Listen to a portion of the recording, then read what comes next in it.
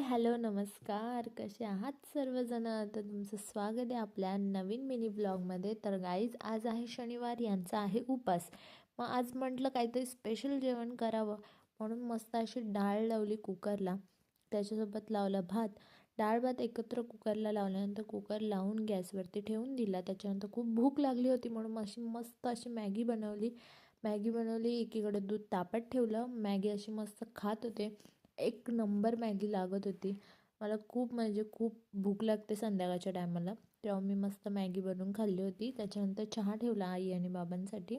त्याच्यानंतर कुकर उघडून बघितलं तर डाळ मस्त शिजली होती, भातही मस्त झाला होता. त्याच्यानंतर कुकरमध्ये वाटाणे टाकले. मग रांगोळी वगैरे काढून घेतली.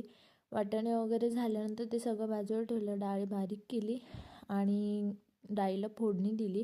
त्याच्यानंतर मस्त रवा भाजून वगैरे घेतला, काजू बदाम वगैरे. एकीकडं भाजीची तयारी, एकीकडं खिरीची, एकीकडं वरण.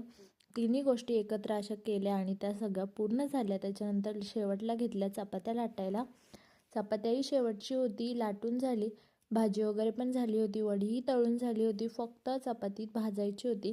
चपाती भाजून झाली आणि ही आहे आपली स्पेशल ताट तयार. So bye.